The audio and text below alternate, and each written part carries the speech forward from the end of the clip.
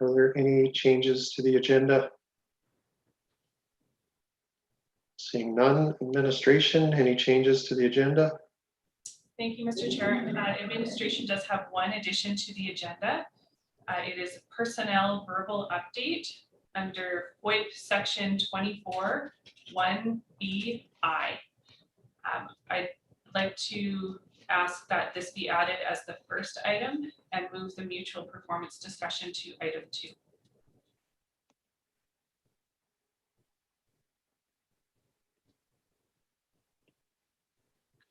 Okay, so that's the addition of a personnel item to the closed session. Any other changes, administration? That's the only one. Thank you. Okay, thank you. Council? Councillor Hawes? I'd like to make the motion to adopt the agenda for April 13th, 2021. Okay, thank you, Councillor Hawes. Council? As amended, pardon me. Yeah, thank you, Councillor Hawes. Council, all those in favor? And that's carried unanimously. That brings us to our citizens minute with council. Ms. Anderson, are there any citizens who wish to speak today? There were no citizens that registered. Okay, thank you, Ms. Anderson. Moving on to delegations and presentations. One delegation today regarding the bridge at Maxwell Lake, presented by Beth McCallum. Ms. McCallum, are you with us? Yes, I'm with you. Yes, here I am. Oh, we can see you now. All right, whenever you're ready. Oh, alrighty, thanks. Well, good afternoon, Mayor and councillors. I'm Beth McCallum, president of the Whiskey Jack Club, and this afternoon I'm making a presentation on the Maxwell Lake Bridge. I understand that council will be discussing options on making the bridge accessible on during the April 20 council meeting. I do have a PowerPoint, which I believe Wendy Anderson is going to run for me. So Wendy, yeah, thanks. So my presentation today will focus on why removal of the bridge should be considered as a viable options in your upcoming discussions. For context, I will be reviewing the original purpose of the Beaver Boardwalk, which you can see in this picture with the old bridge. And next, please, thanks. The original purpose was to give Hintonites an opportunity to appreciate and learn about wetlands in our backyard.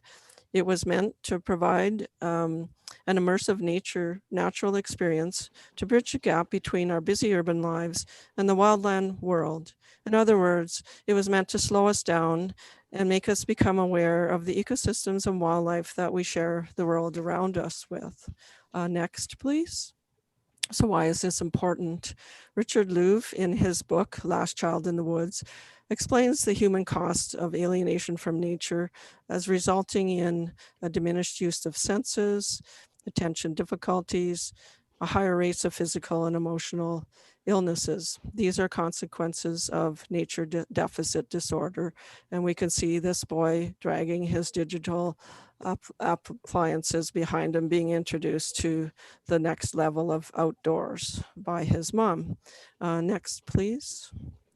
It's easy, Richard Louv goes on to say, it's easy to blame the nature deficit disorder on the kids or parents' backs, but they also need the help of urban planners, schools, libraries, and other community agents to find nature that's accessible. Next, please. So how does this relate to the bridge today? The original bridge was built as part of the original Hinton trail system. It was unobtrusive and kept you close to nature. The replacement bridge makes the pedestrian become an observer and takes you out of nature instead of feeling a part of it. Next, please. It was obvious that the old bridge needed replacing. It was built of creosote ties, which are harmful to the environment. And the approaches were on gravel paths, which flooded periodically. The town solution was to add gravel every year to make this passable. Next, please. And a bit of history, when Rick Bonner and Rocky Moran were building the boardwalk, Rick offered to remove the bridge and path and replace with a boardwalk. Next. Rick wanted the bridge replaced for several reasons. Removal of the bridge as it was made of creosote, which is an environmental hazard. Removal of creosote tides likely buried under the gravel path for the same reasons. And removing as much gravel as you can to replace with a boardwalk to prevent gravel from entering the wetland and slowly impacting the wetland. Rick's offer to remove the bridge and gravel and replace with a boardwalk was not in the town plans at that time. Next. So in 2019, the old bridge was removed and a vehicle bridge was installed. It had several consequences. The gravel footprint was doubled, gravel was deposited directly into the wetland, and citizens were concerned and spoke out, and eventually AEP orders the gravel ramps removed. Next. So now what do? We have the problem of how to connect this bridge with the rest of the boardwalk. If we use ramps, even if they're wooden or other material, they will still have to be at a low angle to accommodate wheelchairs and strollers, and therefore we'll have to start at some distance from the bridge, perhaps even the same distance as was originally designed for the gravel ramps, which is shown here. If screw piles are used, they will be costly, and the structure will dominate the mountain view from Maxwell Lake. Next, please. And we can see the difference in the views in this slide. The original bridge blended with the environment, and the new bridge sticks out over the wetland. Next, please. If we use the ramps to get access to the new bridge, we've got a bunch of problems to overcome. So we can get the ramps for people on the bridge, but then what do? How do we get them to the boardwalk that the existing boardwalk that connects to the outdoor classroom and the beaver pond? We could put stairs, but then that excludes wheelchairs and strollers. We could put another ramp, but that's another structure. We can even put another boardwalk beginning at the beginning of the ramp over the existing path and connect it at grade level to the existing boardwalk. But that would mean more approvals and a parallel structure also placed into the wetland. All of these are awkward workaround solutions. Next, please. So here's the case for considering removal of the bridge as an option. We can return to the original purpose of the boardwalk, which is to bridge the gap from urban to wildlife and provide an urban natural experience with a simple footbridge and boardwalk. This may in fact be one of the cheaper options. There will be no need for ramps. There will be no need for the annual gravel addition on the path if the gravel is replaced with the boardwalk. It's easily connected at grade level to the other existing parts of the boardwalk where right from the bridge connection, and you'll maintain better views of the mountains and Maxwell Lake. Okay, next please. Is there another place for this bridge? There certainly would be a use for the current bridge if it is removed. This is one idea. Perhaps it could be used to replace this twisted bridge, which connects Eaton Drive to the Thompson Lake subdivision. It potentially could be sold to someone for a modest price, and perhaps the buyer would pay for the cost of removal as well. And if we put our minds to it, there's likely a lot of other uses that we could come up with the existing metal bridge. Next, please. Lastly, bridge removal is in line with the Hinton Community Sustainability Plan. Removal of the bridge would show that we're respecting the natural environment and resources. It would show that we're sustaining and celebrating the natural heritage and biodiversity of the region. It will minimize our ecological footprint in all aspects of the environment, and it minimizes the impact of human development on the environment. Next, please. So I encourage the council to consider bridge removal and replacement with a simple footbridge and boardwalk in their upcoming discussions on what to do with the Maxwell Lake Bridge. Thank you for your time. Great. Thank you, Ms. McCallum. We appreciate your time and coming to us to present your thoughts today. Council, are there any questions or comments? Councillor Race. Thank you, sir. Beth, I want to thank you very much for coming in and presenting today. You had said that Rick Bonner had suggested that he would undertake putting in a taking out the creosote, putting in a new bridge. On whose dime would that be? Would he be doing it for the town? Where would the money come at that time? Well, that would have been incorporated, like he was raising money every year for building the boardwalk. So it was built over 3 years. So he was actually applying for funds and raising money. So that would have been part of his next year's plan. He was removing a bunch of creosote, like that at area number 4, which is under consideration for maintenance right now. He pulled a lot of creosote out there. I think that was sort of what was done on wet areas. You just put the creosote ties across. So that would have been incorporated in his annual fundraising for building the boardwalk. I assume, I guess I don't know the details, but I know he wanted that to replace that. So I'm assuming he would have just incorporated that in his fundraising. Okay, thank you very much. Thank you, Councillor Race. Council.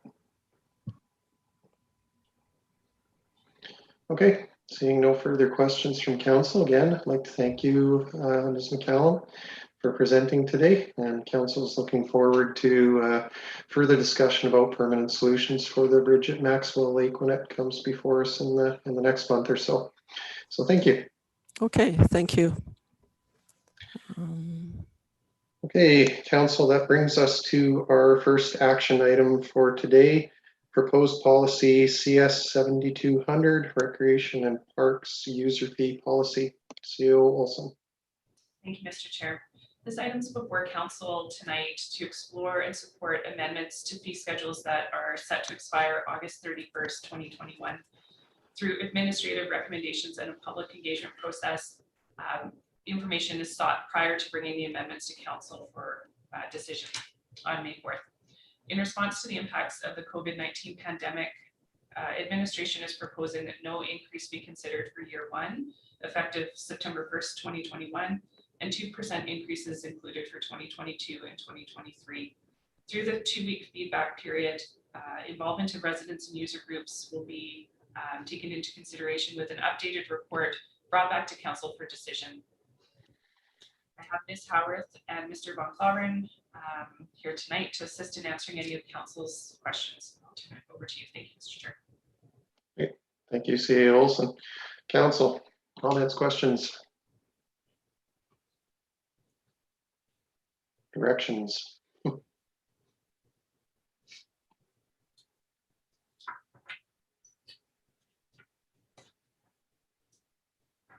Mayor Michaels?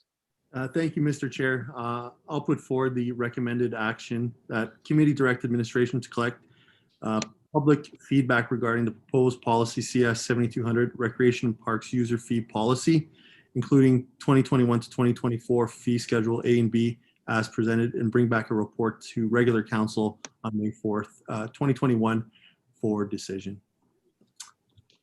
Thank you, Mayor Michaels. Would you like to speak to it? Nothing really to add other than what the CAO Olson commented on. That's all. Thank you. Great. Thank you, Mayor Michaels. Councillor Hawes. Yeah, thank you, Mr. Chair. Yeah, I'll be speaking in favor of this. I've read it over. I like the fact the infant has changed from 02 to be free. I think that's a reasonable change, and and overall then adjusting the the schedules for it. You know, and really it boils down to, I think, getting that public feedback with this direction to see what the public feels about the schedule and have that discussion then. So thank you, Mr. Chair. Thank you, Councillor Hawes. Councillor Nelson. Just for clarification, the year 2 would come into effect January 1st of 2022, correct? So the 0% is only, or is it a year from when the policy comes into place? Thank you, Councillor Nelson. CEO Olson. Thank you, Mr. Chair. It is the full year, so it would come back around September 1st, 2022. Okay, thank you, CEO Olson. Councillor Nelson, good. Do you have a follow-up? Yeah, if I could, the implications of the budget only go through the 2023 budget year. And if it's going to encompass the first half of 2024, it just might be a question that I'll have when it comes back to regular. But I'm totally comfortable with the decision. I'd just be curious what it looks like for that prorated year in 2024. Thank you. Okay, thank you, Councillor Nelson. Council, anything further? Okay, seeing nothing, we would look at the direction. The committee direct administration to collect public feedback regarding the proposed policy CS 7200 Recreation and Parks User Fee Policy, including 2021 to 2024 fee schedules A and B as presented, and bring a report to regular council on May 4th, 2021 for decision. Council, all those in favor? And that was passed unanimously. Thank you. If there's nothing further, we'll move on to our second action item. 2021 Hinton Community Grant Program funding. Again, CEO Wilson. Thank you, Mr. Chair. The 2021 Community Grant Program reports before Council tonight as administrations become aware that funding deficiency has impacted the ability to move forward with the spring and fall intakes for 2021 without some discussion and direction of Council. Lower revenues and continued increases in bad debt write-offs, which are uncollectible tickets, have reduced revenues far past what was budgeted for in the approved 2021 budgets. They brought the program into the negative for the year.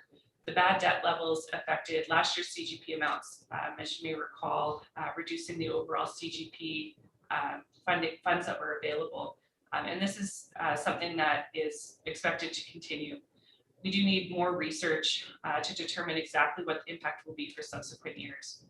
We were working with, administrations working with our auditors to understand this position and the necessary action to manage the deficit, as well as the history of the issue, how it might be managed or how it was managed in the past. Due to some of this outstanding information and explanation on the bad debt impacts and management, the report was simplified to only include the CGP information and seek direction from Council on how to proceed for the 2021 intakes only. Administration recognizes the emerging issues with the ATE program overall, and will be bringing a report to Council with some research and recommendations on how to manage ongoing bad debt write-offs and reduced revenues. Decisions on funding for future years, I just would caution Council to consider the information that is forthcoming in this report with the full financial analysis of the ATE program, as well as the reserves that are funded through that program. So there's the ATE reserve, there's the defined reserve fund, which I believe is Parks and Trails right now, and the Safety Initiatives Reserve Fund, as well as the CGP program that are funded from the proceeds of the ATE program. And that's all outlined within policy 78. This is brought forward, with some of that incomplete information in mind. We've received inquiries from the public as to the timing for the intakes from the 2021 CGP. And this item couldn't be fully spoken to by administration without seeking some direction from Council. Options included in the report to address this at this time are to not proceed with the program due to the lack of revenue, or to proceed through a designated amount allocated from the ATE reserve to manage the 2021 intakes. Additional considerations for Council is to limit one intake for 2021. As well, Council may opt or determine to delay decision until after the ATE program reports brought forward. To give Council a little idea of the timeline for that, it's looking we're aiming for September to bring that forward, but would commit to the end of Q3 to bring that information for discussion. So to wrap up, I understand there may be questions. I have Ms. Way here to support discussion and to answer some of council's questions. And at this time, I'll turn it over to the council. Thank you, Mr. Chair. Thank you, CA Olson. Council, comments, questions? Councilor Nelson? At a high level, I guess what I'm struggling with is the funding of operational projects through the ATE proceeds. And I look at the changing of streetlights, updating signage, and the replacement of fire equipment, all as being very operational. So I was just curious how we came to the conclusion that those projects fit under policy 078. Thank you, Councilor Nelson. CEO Olson? Thank you, Mr. Chair. I'm not sure that I can speak fully to that on the fly tonight. This is something that I can look into and provide some information to council previously. I do believe this has come up in previous discussions around those capital items. But I would have to look back at that information to bring it forward to council to give proper information at this time. Can I follow up? Is that something that would require a motion for it to come back potentially alongside that other report, or how best would you recommend us requesting that information? Thank you, CEO Olson. This information could be requested through an administrative inquiry and provided within 10 days to council as per that process. It can also be spoken to when this item comes back. If we're looking at, as I mentioned, the ATE program, the reserves, all of those components, it could also be included within that report brought to council in the fall. Thank you. Thank you, Councilor Nelson and CEO Olson. Council, is there anything further? Councilor Nelson? For the 2021 year, how many dollars are moving from these reserves to the projects that are outlined in the report? Thank you, Councilor Nelson. CEO Olson? Thank you, Mr. Chair. I would have to take a look to determine that information. I'm not sure, Ms. Way, if you know what is moved from the reserve in 2021, if that's information that you have. Yeah, I do have that number in a previous document. If you just give me 2 seconds, I can pull it right up. Just 1 minute. Thank you. I believe it is around $60,000 for 2021. And I would have to double check on the number moving forward through the 5-year capital plan. There's a second item. I think it's a couple $100,000, but Ms. Way can pull that number for us.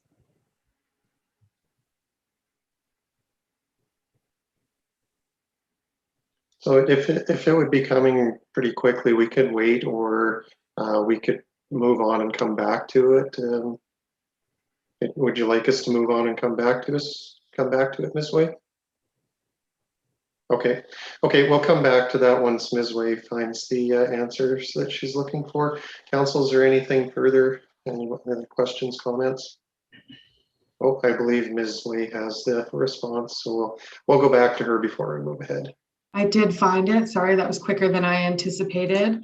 So the total was 360,000. 60 was for the crosswalk and signage, and then the remaining 300 was for the SCBA equipment and tanks in 2024.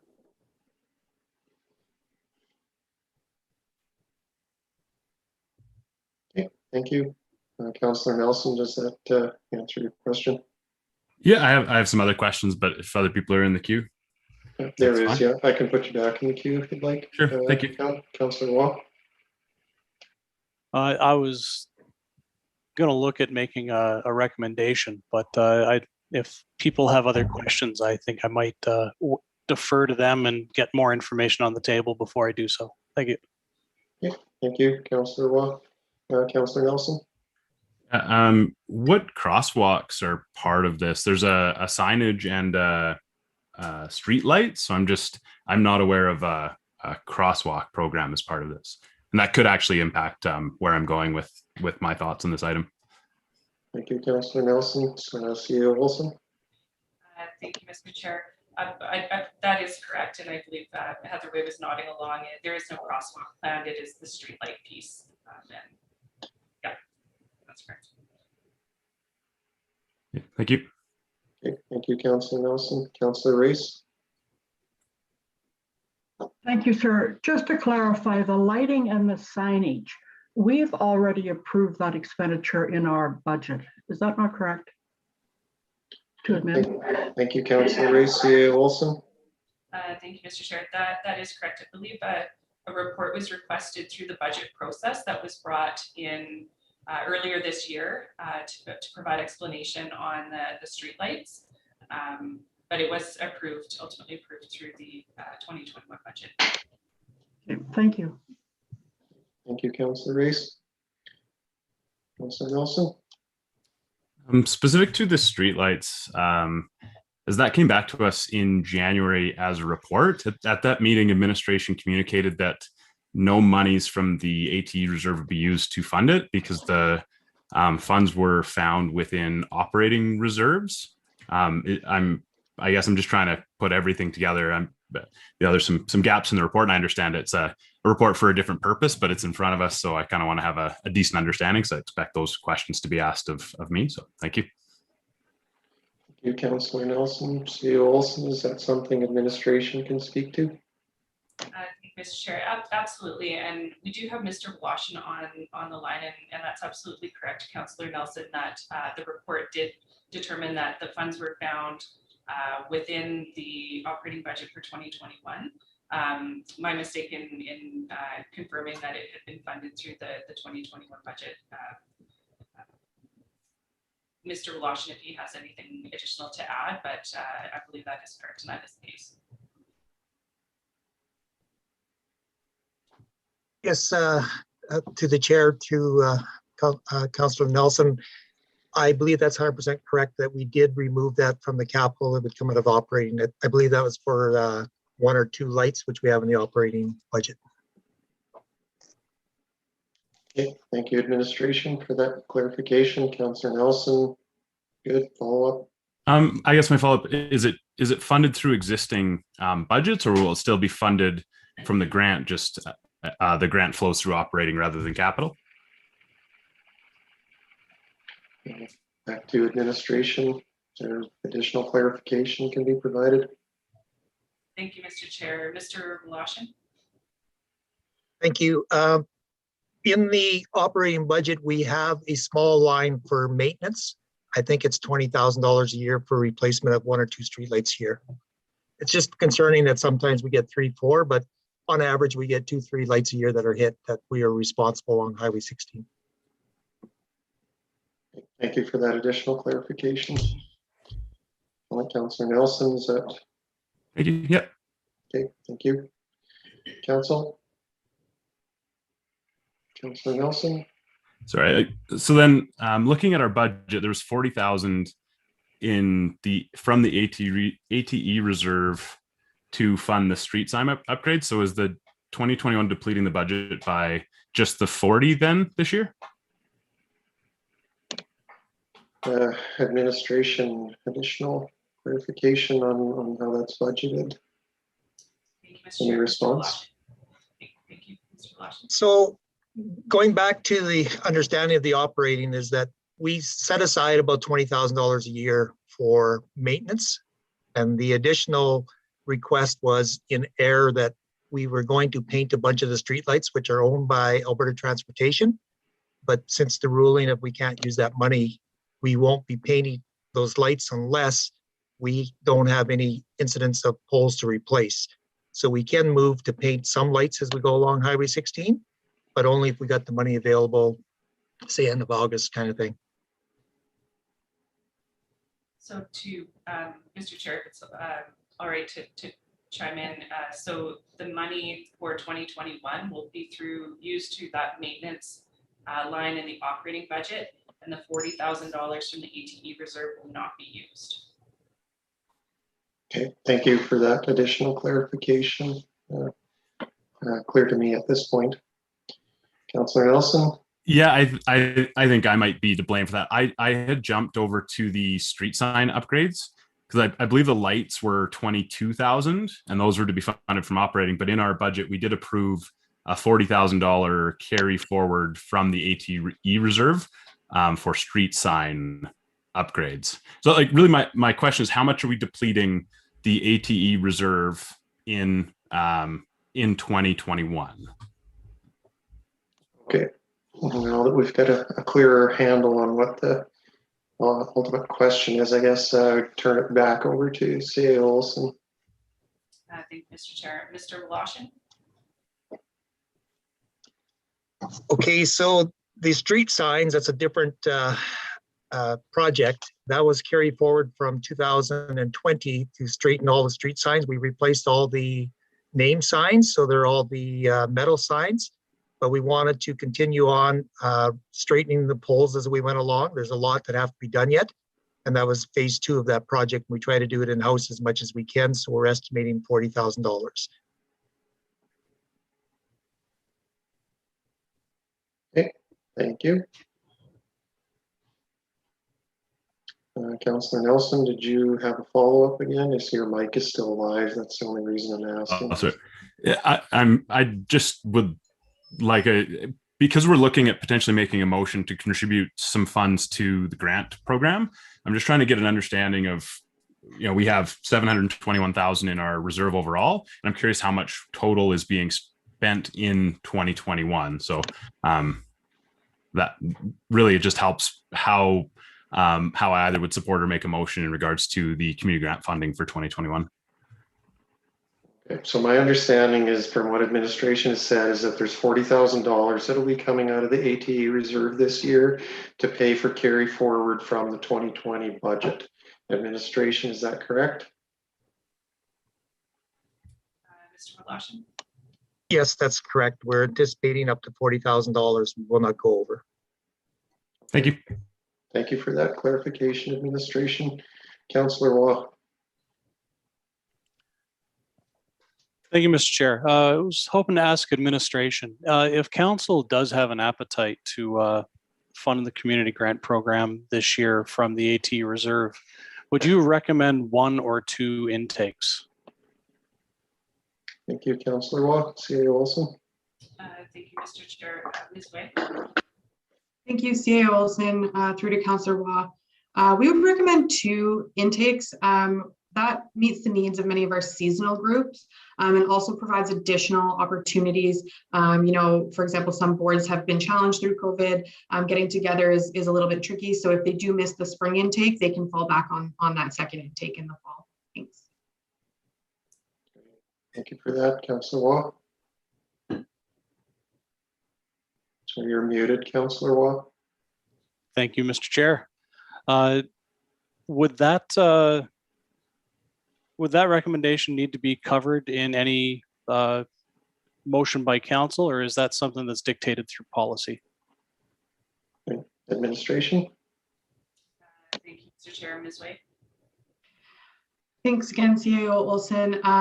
It's not dictated through policy. However, that has been the best practice that we've been following. And as you might remember, we did come to council to address the 2 intakes last year as well. So we would like to stick with that same sort of pattern, as that's what the community is also used to. Follow up, Councillor Waugh. I'm going to take a shot at a motion, if that's all right. I'd like to move the committee recommend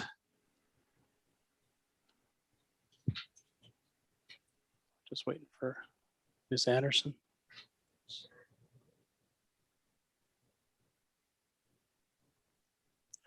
The committee recommend council approve allocating $40,000 from the ATE reserve to support the 2000.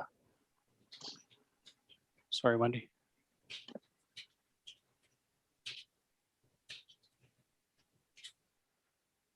to support the 2021 Community Grant Program in 2 intakes.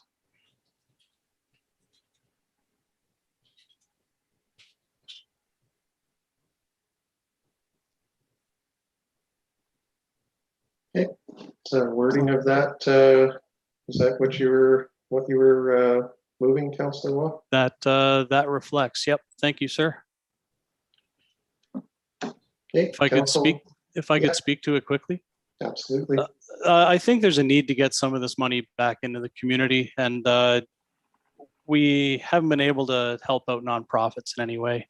So I'm comfortable for 1 year anyways, to take some money out of the ATE reserve to try and help some nonprofits keep the lights on or do some special initiatives that are needed.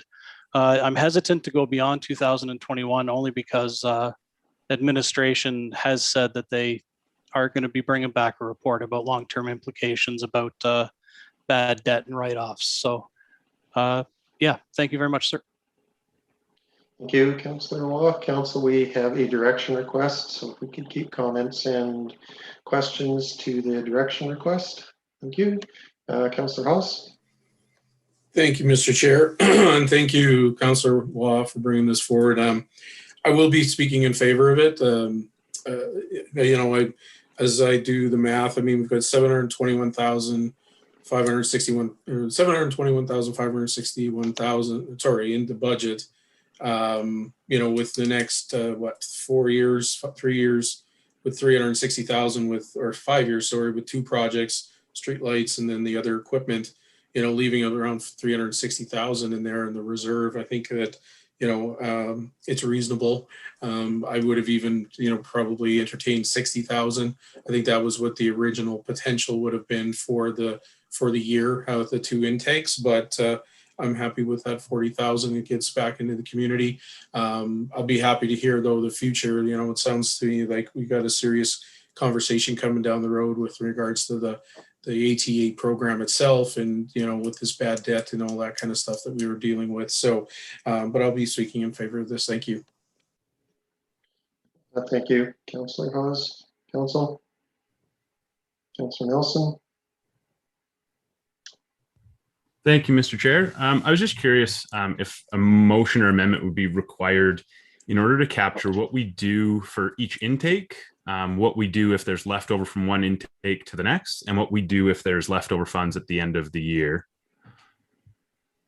Okay, thank you for that question. Councillor Nelson, administration, CEO Wilson. Thank you, Mr. Chair. Ms. Wade.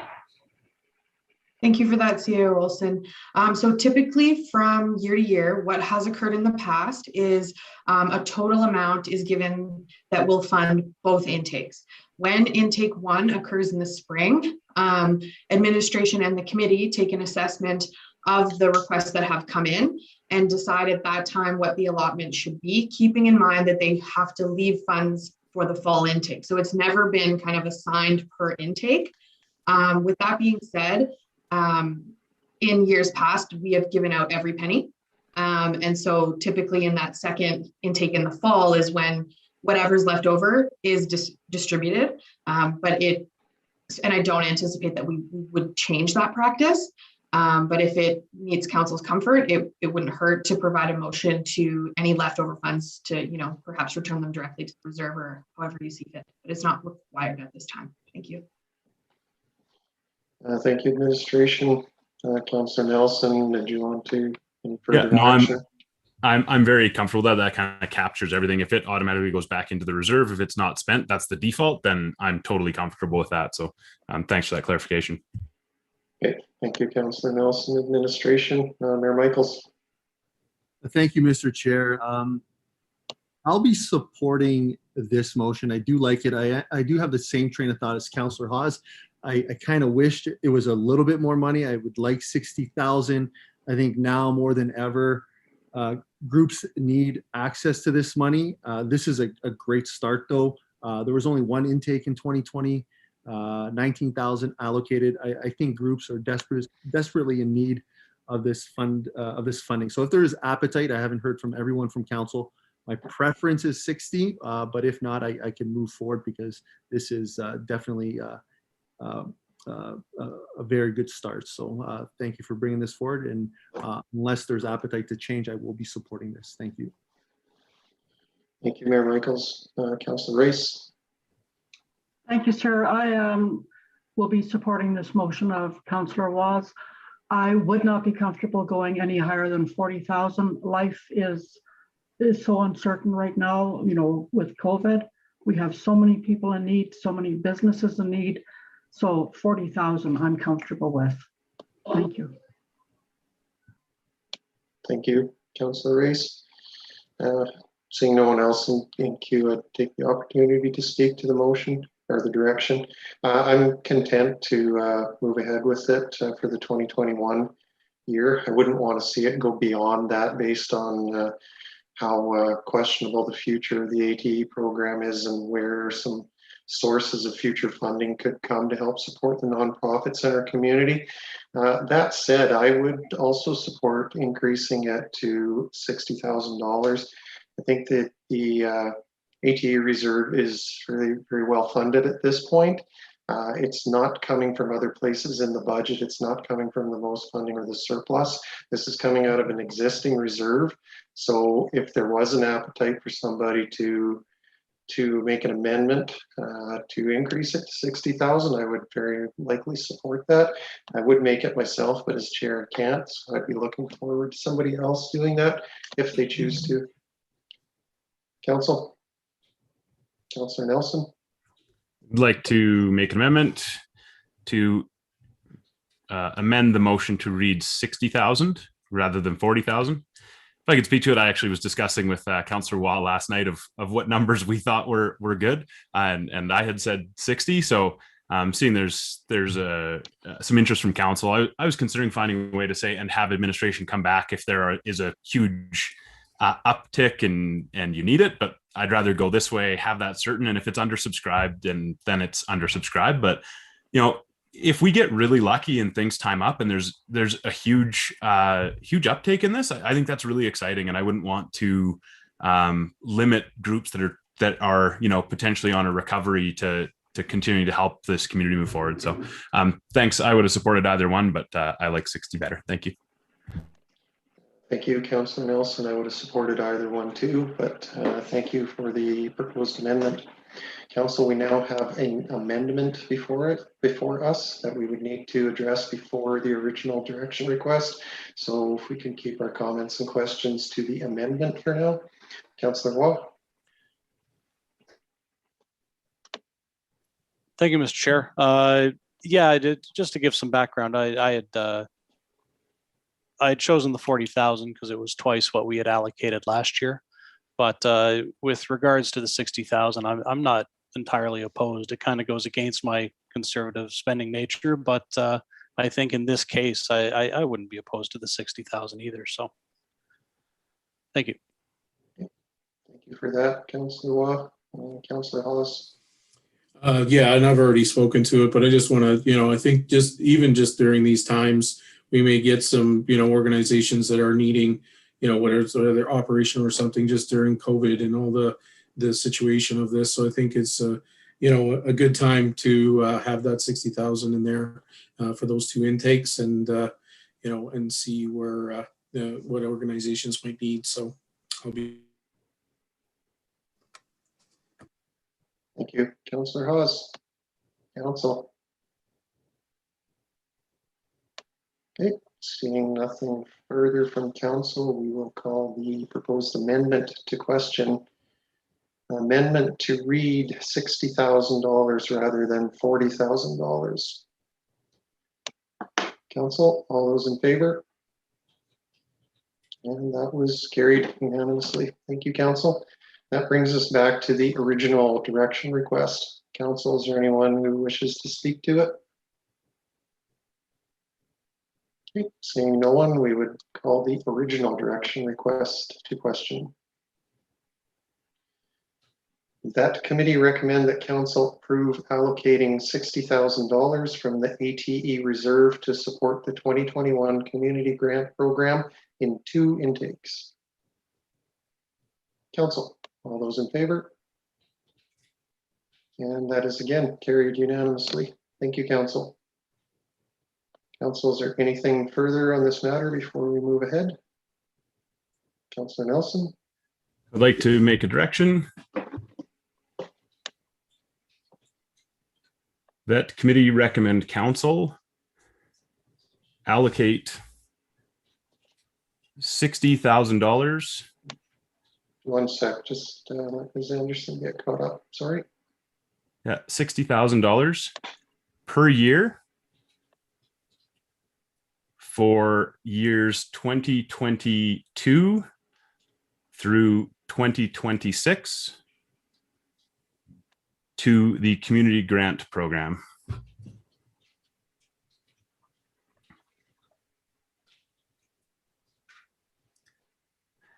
Thanks. If I could speak to it, I look at what Photo Radar was intended to do, which is really build community, create special projects, take on initiatives. And I would rather have certainty that that money will be there to do those sorts of things than have that money there for expiring equipment that we've had 10 years to pay for.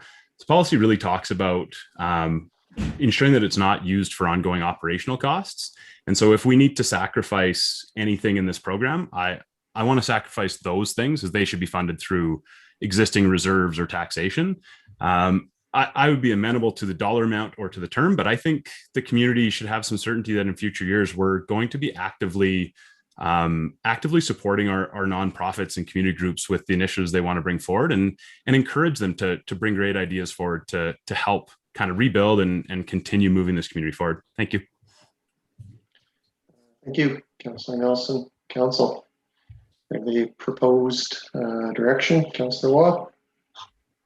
Hi, thank you, Mr. Chair. I'm going to be speaking against this only because it's looking long-term, and we're going to have a report in front of us in the near future that lets us have a better look at where things are going to be with regards to the overall reserve and potentially the ATE program in general. So it's not that I don't like the idea of committing to supporting nonprofits in the long term. I just don't think we should be putting a dollar amount or a term to it until we have that longer term report. Thank you. Thank you, Councilor Waugh. CAO Olson. Mr. Chair, just a question for clarification that the motion doesn't determine where the money is to be taken from, and that may have been on purpose, but if it is to look at the ATE proceeds policy and amend the policy somehow to fund the program differently than what's outlined in that policy 78, I'm just looking for a bit of clarification on how on those two pieces. Thank you. Thank you for that, CAO Olson. That's a question that I had for Councilor Nelson as well, is if that was intended to be funded through the ATE reserve or just simply that it's a commitment to fund. So Councilor Nelson, did you have a response? Yeah, no, and I'd happily take a friendly amendment from the ATE reserve. That was the intention. I had an original motion that I edited after we did the first year. So I missed adding the ATE reserve at the end. Thank you. Thank you, Councilor Nelson. Council, is there any opposition to Councilor Nelson changing his motion to include from the AT reserve? Okay, seeing none, if we could update that and have a quick look at it and make sure that it's meeting what Councilor Nelson's intending. Councilor Nelson? It's good, okay. Okay, Council, Councilor Hawes? Yeah, thank you, Mr. Chair. And I too, I like the intent of it. Unfortunately, though, I can't support it at this time. I'm interested in hearing more on the ATA reserves, the whole program, understanding more about this bad debt and how much we're looking at and understanding that better.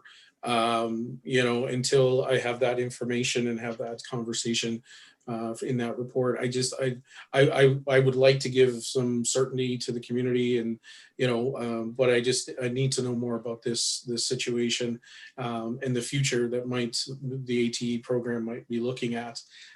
So I guess that's where I'm at. Maybe later after the report, having this conversation, but at this time, I'm not prepared to make this and support this. Thank you. Thank you, Councillor Ellis. Council? Michaels? Thank you, Mr. Chair. I'm struggling with this one. I've wanted this for a long time to have that stability. I like it a little less right now that it's coming out of ATE, specifically because of the uncertainty of those funds. I liked it actually a little bit more without it coming from there. I would have preferred it from another pot of money, because I believe the return on investment for this is so great. I guess my question to administration, because I'm trying to find a solution to support at least a part of this,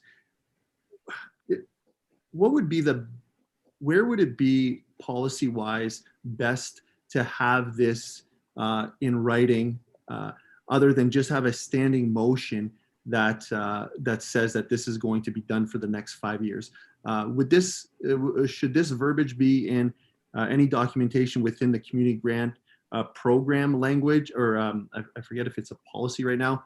Any comments on where this should be compared to as a standing motion? Mayor Michaels. To administration, CAO Olson. Thank you, Mr. Chair. So this motion contradicts the automated traffic enforcement proceeds policy. So in order to, the policy would need to come back for discussion. So currently the community grant program is funded under the policy framework up to 30% or a maximum of $120,000 from the revenues of the ATE program. So this would change that, or perhaps be in addition to whatever revenues are brought in each year, but be taking the money from the reserve as well. So I suppose it doesn't contradict the policy, but it could be updated in the policy document as well. We know we are looking at a reserve policy that would provide some guidance to the use of the different reserves that we have. That's forthcoming and was planned for this year. I'm not sure exactly where it sits in our work plan, but I think there's, I guess that is a question for Councillor Nelson in the motion that is made. If there are revenues from the automated traffic enforcement, the proceeds or the revenues that are applied to the community grant program, would the $60,000 be reduced through the, and maybe this is just demonstrating the necessity that this comes back as an additional item with some of these things fleshed out. But aside from the standing motion, we would need to clarify the impacts to the policy as well. Thank you for that, CAO Olson. Mayor Michaels, did you want to follow up? Thank you, Mr. Chair, and thank you, CAO Olson, for that. I think I've wrapped it in my head. I would prefer, if we're going to have permanent funding that's not potentially tied to ATE in the future, I would like to sort of transfer or change the community grant program application guide to be a policy, so that within it, you have the process of how to apply, the criteria, and also the funding is tied to it. So to me, it was tied to the ATE before because we were funding it totally. If we're philosophically changing that we don't want to tie the two together, I think we have to create this as a policy on its own with the funding and the delivery of it. And right now we only have a guide and then we have a policy through ATE. So in talking this out, I won't support this, but I would support a direction to bring back permanent funding for the community grant program through policy of the grant program. That I would support. I know that's challenging on the fly, but I want to end the connection with ATE if the funds aren't there. And this motion doesn't do that. So for that reason, while I try to find maybe another solution, I won't support the motion as is right now. Thank you, Mr. Chair. Thank you, Mayor Michaels. Seeing no one else in queue, I'd take the opportunity to speak to the direction. I actually supported the proposed direction more before the clarification came. When it was simply going to be a commitment of council to continue to make a commitment to be able to find funding somewhere to be able to continue to support the community grant program, I was more in favor of that than I was for, specifically saying that it come from ATE, because the future of ATE is so uncertain. We don't know what the reserve is. And part of the reason for that reserve existing is also to fund community safety initiatives. A 5-year commitment of $60,000 is $300,000 out of the ATE reserve. If there's no more money being put in, that doesn't leave a whole bunch left over for community safety initiatives, especially if some, a high dollar, high importance safety initiative comes along that future council wants to fund. So unfortunately, I appreciate and support the sentiment of the proposed direction, but I can't propose the actual direction as worded. I also appreciate Mayor Michael's comments about changing policy or finding a different revenue source. But I think maybe at this point, that might even be a little bit too prescriptive for my liking. And I would likely rather support something just along the lines of a commitment from council to continue to financially support the community grant program, with future discussion about how that's going to be done. Thank you. Council, any further comments, questions before we call the proposed direction to question?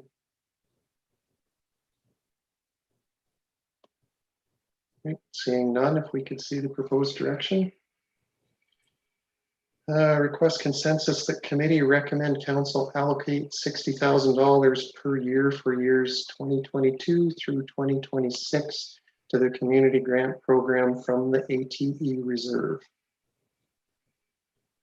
Council, all those in favor? Opposed? And that was not carried.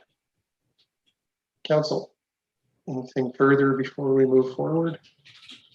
Councilor Nelson? I'd like to make a direction that committee recommend council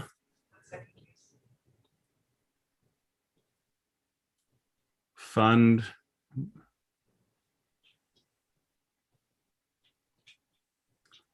the SCBA replacement through funding outside of the ATE reserve.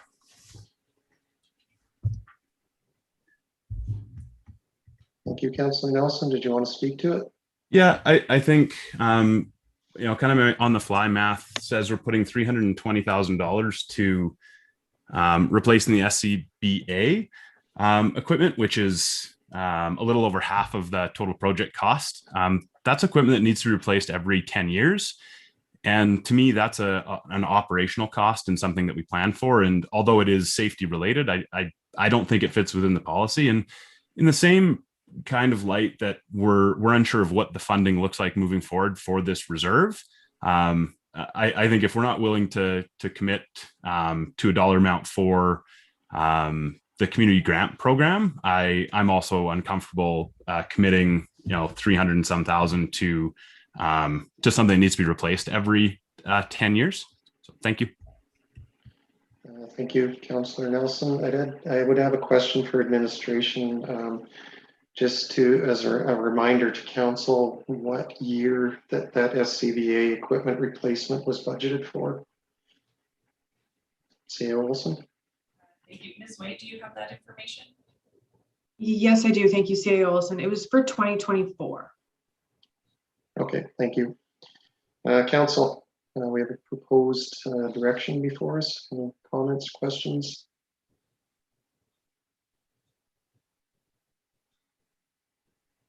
Okay, seeing nothing from the rest of council, I would speak to it quickly. Oh, sorry, Ms. Anderson. This one I won't be supporting, only for the fact that it's not budgeted until 2024. I think that gives lots of time for future councils to make decisions about where funding should come from after a report comes back regarding the future of the ATE reserve and ATE in general, and what that looks like. I think that's going to give a better picture on where future funding might come from and if that fund would be, or that reserve would be able to support something like that. And because it's not something imminent, I think that gives future council lots of time to be able to think about it, consider, look at options, and ultimately make a decision. So I won't be supporting it today, potentially someday down the road, but not today. Council, any further? Councilor Nelson? Yeah, I actually agree with what you're saying that we have time. The challenge is until we're in the budget year, we don't know where it's being funded from. So, had there been that $600,000 tied to the ATE reserve in our capital budget, I probably wouldn't have supported the capital budget and I would have asked those questions at that time. So it's only once we get into that budget year, so only months before that project is to start, that we understand that that's where the funding came from. So I think from a transparency standpoint, having a project tied to the ATE reserve this early, I think is kind of the point we're trying to make is, the council should be making that decision from a neutral standpoint, not from a moving it from one for the other or going backwards or changing it. So I think having that budgeted under maybe a fire services equipment reserve is a more appropriate place for it anyways, as that's where I'm assuming all the other projects within that same budget come from. So I agree with you. It's just hard to do late in the process. So thank you. Thank you for that, Councilor Nelson. Council? Okay, seeing no further comments or questions, we would call the direction request to question. To seek consensus that committee recommend council fund the SCBA replacement through funding outside of the ATE reserve. Council, all those in favor? And opposed? And that was defeated as well. Mayor Michaels? Thank you, Mr. Chair. I'm going to attempt to put a direction on the floor. That committee direct administration to bring back a report. This is where I struggle on them, but I'll speak to that. On guaranteed funding options for the community grant program to a standing committee meeting no later than December 31st, 2021. And if I may speak to that. Yep. Thank you, Mr. Chair. Conceptually, I wanted to, or I think we wanted to address something for this year. I do want our next council to figure out the long-term funding of the community grant program, whether that's through policy or commitment, where that money is going to come from. And I think a report from administration with options of where these questions or how these questions can be answered, I think will serve the next council well in preparation for April 1st of 2022. I'm amenable to this, to the wording. I didn't overly love the word guaranteed, but the thought is a stable, permanent funding, regardless of of revenues of any sort. So that's the report that I think a council needs to see in order to move forward the ultimate question of funding this without it being volatile based on other revenue. So I hope that's clear enough, but if not, please share your thoughts and we could try to find something that's good for all of council. Thank you. Thank you, Mayor Michaels. Ms. Anderson, if we could just see the direction request and then I'll come back to council for comments or questions.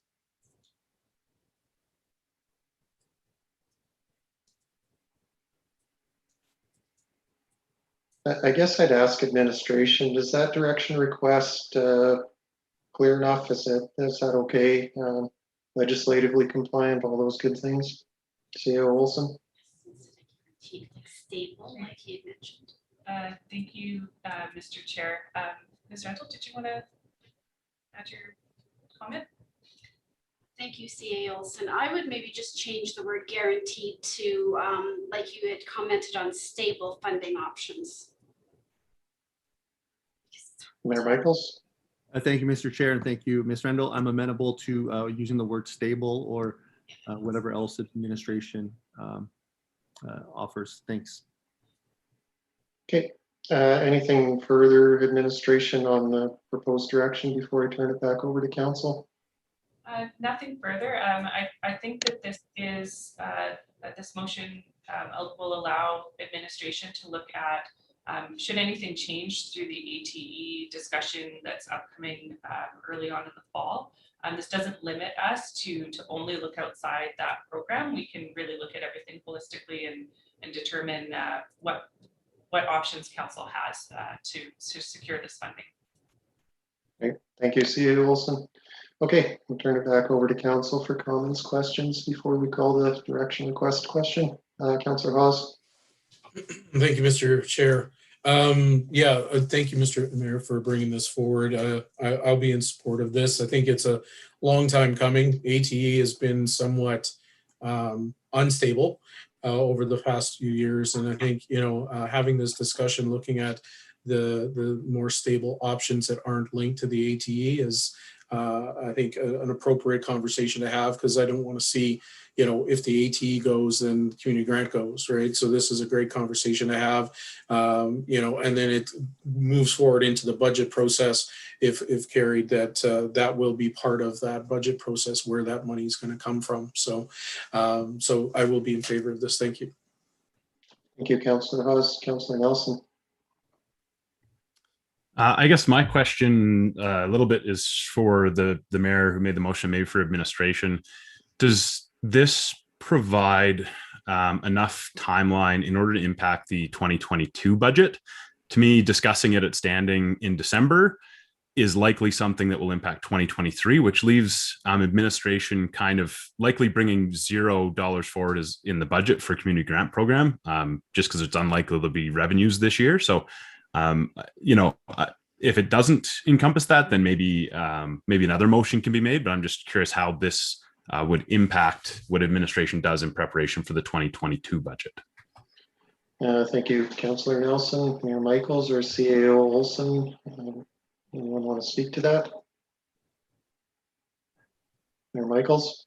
Just that, thank you, Mr. Chair. Just that I'll defer to CAO Olson to get her input. I have my thoughts on process-wise. We still, like today, we've done this in one meeting. We could do that in the future too, that if there's no solution, that we could then allocate for 2022 and by that time. That's my train of thought. But again, amenable to administration's recommendation on them providing us with the best info. Thank you. Thank you, Mayor Michaels. CEO Olson. Thank you, Mr. Chair. To answer that question, I think we would have to be approaching this either adjacent to or prior to the budget process for 2022. I appreciate the time frame because it could be that the budget process extends past December 31st, and so having a bit of flexibility as to when this comes forward or when this is fully this action item is fully complete is I think a good idea to leave the date as it is. Administration can do some research and take a look and attempt to bring something at the same time as the ATE report comes forward or shortly thereafter. So there could be some discussion that's very helpful through the ATE program, conversation with council that will support the options coming forward pretty well after that conversation wraps up. So I think the timing is okay. I'm aware of Councillor Nelson's concerns and wouldn't push that date and bring something just under the deadline. It's really part of the budget conversation, I think, moving forward. Because if we're looking at a funding source other than the ATE proceeds or reserve, we would have to include that in the budget process itself. So having an idea of where council sits through this motion, we can bring back options through that process. Great, thank you for that, CEO Olson. Appreciate the clarity. With no one else in queue at this time, I'd speak to the proposed direction and that I'll be supporting it. I appreciate the comments from CEO Olson regarding the ability to be able to look at it from administration's perspective holistically, and to be able to figure out where to best fund a stable, long-term community grant program funding. We've always been cautioned by administration to not get too reliant on ATE funding, because at the whim of the provincial government or other factors that are outside of our control, it could disappear. And the flip side of that is, the issue that we had in terms of stability. It's not a lack of funding, but an excess of funding that happened a few years ago. So we went from, very generously funding the community grant program to, not being able to fund it at all. This year, we had to make special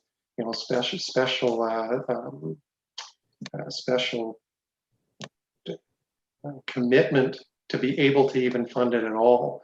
So the fact that at some point in the future, council may get an option where they can support the community grant program without it having to be reliant on funds generated through ATE is great. And I think the latitude that this proposed direction gives administration to come back to council with some quality recommendations on how to fund it is great too. So I'll be fully supporting this. Thank you.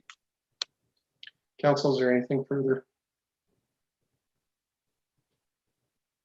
Okay, seeing nothing, we would call the direction request that committee direct administration to bring back a report on stable funding options for the community grant program to a standing committee meeting no later than December 31st, 2021. Council, all those in favor?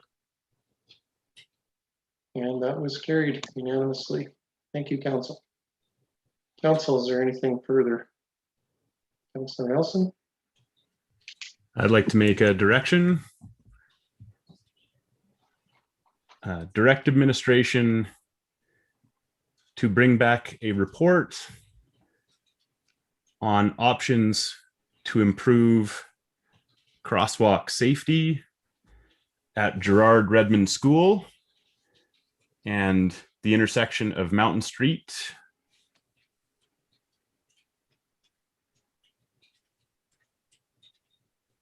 Fairfax Drive and Moline Drive no later than December 31st, 2021.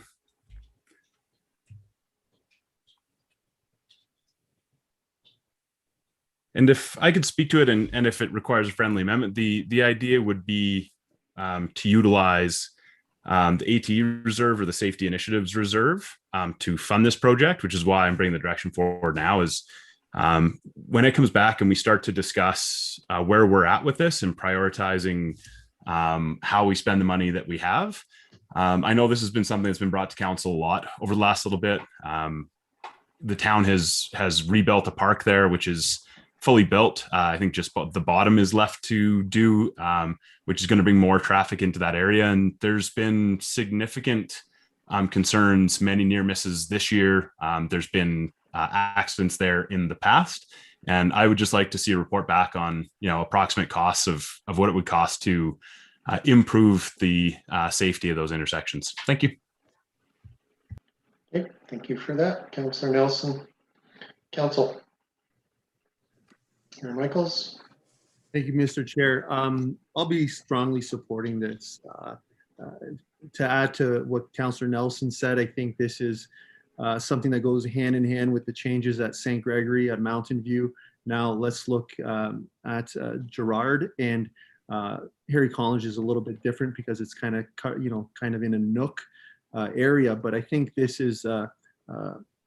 will be a good conversation to have with the public, with the community, with council to better increase safety around that school. So I do want to thank Councillor Nelson for bringing this forward and looking forward to making our community a bit safer. Thank you. Thank you for that, Mayor Michaels. Councillor Hawes. Yeah, and I'll be supporting this as well. I've heard from the community, that area specifically, and I believe there are a lot of different options that are outside of the box type of thinking initiatives, from silhouettes potentially to a lot of different things to try and help slow down. Quite frankly, I'll be quite honest, I wish our traffic or wish our citizens would slow down in those areas. It is school zones, they are crosswalks, it's well known in the community. Unfortunately, people still continue to not abide by that, and we need to take all the initiatives we can, and this fund is for that. So I think there's a lot of different options, and in moving forward, looking forward to the whoever fills that position in our directorship there of protective services, a project for them to take on and take a look at. So I'll be in support of this. Thank you. Thank you, Councillor Hawes. Council. CA Olson. Thank you, Mr. Chair. Just want to give council a little bit of information. Administration's received complaints in that area and has begun collecting data to support a report. So again, as with the previous item, we would be looking to bring it alongside the budget process. So again, not leaving it to the last minute in December, but bringing it alongside for council's consideration for a project funded in 2022 or added to the capital plan for 2022. So data collection's been ongoing, and conversations on the admin side have taken place with Chief Martins and Mr. Rousseau and Mr. Voloshin. Sorry, I was looking for his name, but he's not on the screen. Yeah, absolutely can bring something forward for council's consideration. Thank you for that, CA Olson. As for myself, I'll be supporting this proposed direction. I think this is, the ideal use of ATE funds, community safety initiative type activities. I appreciate CA Olson's comments. This is something that's already on administration's radar. It's going to be coming back to council. However, I will still support the proposed direction. I don't think there's anything wrong with some reinforcement and affirmation to the community that their concerns have been noted and that they've been addressed, and that there's been direction given to administration to to actively speak to them. So I will be supporting the proposed direction. Thank you. Council, is there anything further? Okay, seeing no one. There's a direction request to direct administration to bring back a report on options to improve crosswalk safety at Gerard Redmond School and the intersection of Mountain Street, Fairfax Drive, and Moline Drive no later than December 31st, 2021. Council, all those in favor? And that was carried unanimously. Thank you, Council. Council, anything further? Mr. Nelson. The last one on the list, I promise. Thank you, Mr. Chair. I have a question, and it might be followed with a direction. Understanding that there are some revenue challenges with ATE, and understanding that the province will not allow us to change the program, tender out the program, take on the program internally at this time. And considering a report coming back potentially in September, when would be the right time to make a motion to bring back a report on safety and revenue when it comes to ATE, also with it in mind that the extension that we agreed to expires at the end of 2021. Thank you for that, Councillor Nelson. That supports some questions I have myself, so I appreciate that. Thank you. To administration, CEO Olson. Mr. Chair, the motion could be made tonight, and then the information requested could be included in that report that comes in September. If that achieves, Councillor Nelson, what you're seeking, that would provide some clarity and a little bit of a framework for some of the things that we'd be bringing back in September. If that answers your question, that additional direction tonight would be welcome. Thank you, CA Olson. Councillor Nelson. Thank you, Mr. Chair. Thank you, CA Olson. I'd like to make a direction. Direct administration to bring back a report with the safety and revenue implications of terminating the automated traffic enforcement program upon the expiration of the extension with global traffic at the end of 2021.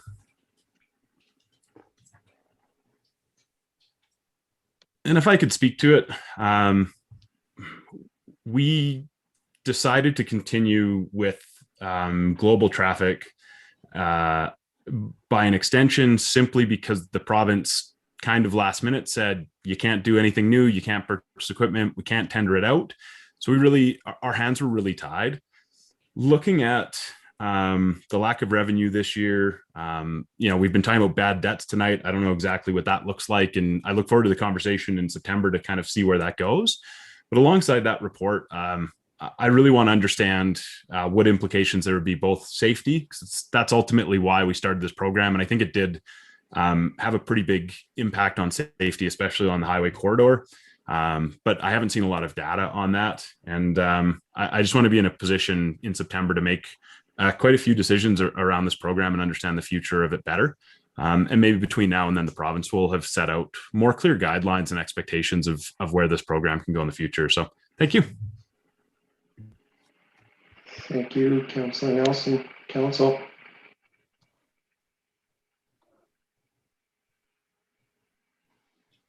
I would have a question for administration actually regarding this. It's something that I did want to talk about, and it wasn't directly related to the matter that was before us, but it's something that brings me pretty significant concern too. And that's to continue questions about continuing with the ATA program when it's not only not generating significant revenue, but it's creating pretty significant financial liability for the community and financial deficit. And I've got real concerns about actually continuing from now until September on the same path that we're currently on, and what that could mean financially. When some considerations given to what's happened with the AT program and the position that it's put us in over the last year, 6 months, I've just got some concerns that if it's digging us a hole, it's just going to continue digging that hole until September. So I'm not sure that that's something that administration is able to speak to today, but I am very concerned about it. Thank you, Mr. Chair. So there isn't a whole lot that I can speak to today. There's that real key financial analysis piece to take a look at, projected bad debt write-offs. I understand the decreased revenue that program's bringing in.